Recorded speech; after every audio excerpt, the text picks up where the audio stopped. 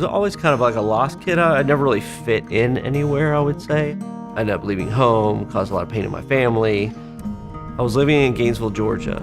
On the way home from work, I was driving by this little tiny white Baptist church. And I hadn't been to church, I had no desire to go to church, but I just felt compelled. And so I ended up going inside, kind of had questions for God. I was like, if you're real, I'd really like to know these things. And I listed off probably about 10 things.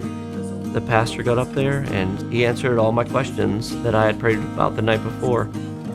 Next thing I knew, I was just overcome with tears and my vision was clear all of a sudden. I realized that God was real, He cared about me. After I got saved, all of a sudden things began to change in my life. Things started making sense. From there, I made it to another church and ended up really growing there. That's where I got plugged in to some great teaching and spent probably 7 years there. When I was about 14, family kind of hit a crisis. For some reason, it just popped in my, I should go to church. And I asked my grandmother if I could go to church with her as a 14-year-old. So I just experienced the love of God before I really even understood the truth. And then when it was presented, a couple months later even, understood the saving work of Christ and gave my life to Him. I moved to Atlanta after college and eventually ended up at a church out in Gwinnett as an intern and then later on staff. And Tim was a volunteer there and we just met through friends. Got married in 2007 and then in 2008 we bought a house. So we picked Adair Park because the houses were cheap. And at the time we moved down here, the neighborhood was about 50% unoccupied. Our house is right on the neighborhood park, so we kind of have front row seats to neighborhood life. And we watched drug activity in the gazebo every day. We were in the yard one day, and a little girl, Brittany, was about 8 at the time. She was one of the few kids in the neighborhood at the time that had a bike, so she was always riding her bike. And one day she came by and didn't have her bike. And we said, oh, what happened to your bike? And she said, oh, the tires are flat. And we knew enough to know that they probably didn't have the means to fix it or just weren't going to. And we said, well, if you were interested, you could do some chores around our house. We'll help you earn the money and help you fix your bike. Tim happened to be on the phone with his brother one day who was at Walmart and said, hey, can you pick up these parts? I'm helping this little girl fix her bike. And Jeff came home with a new bike. It was like $10 more. So we gave Brittany the bike.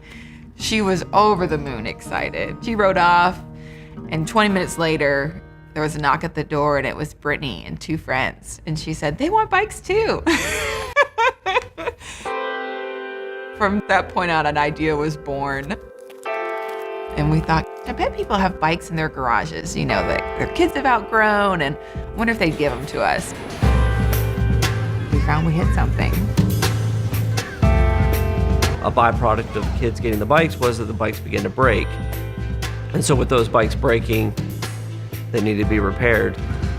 We had a toolbox by the front door that was like the bike shop.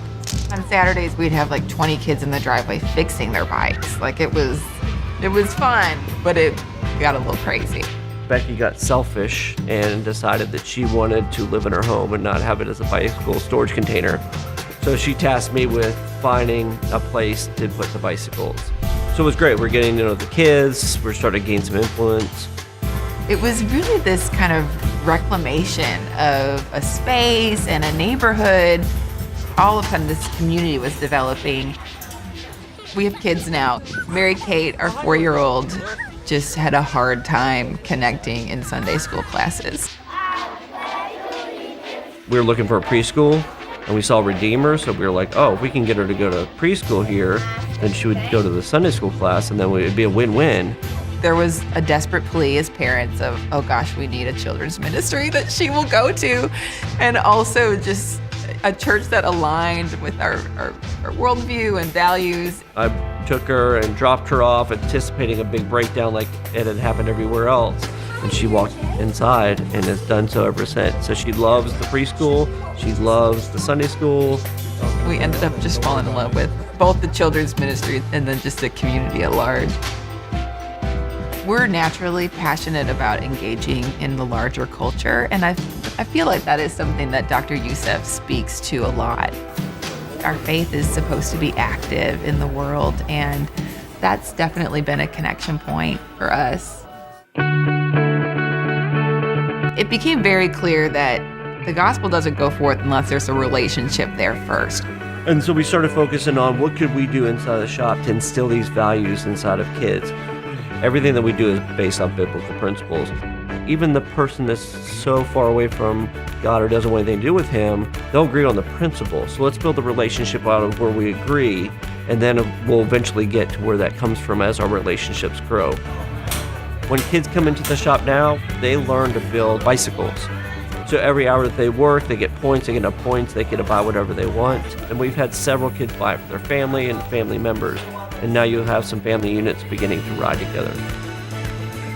So we have a pastor that connect with kids and do the biblical leadership training.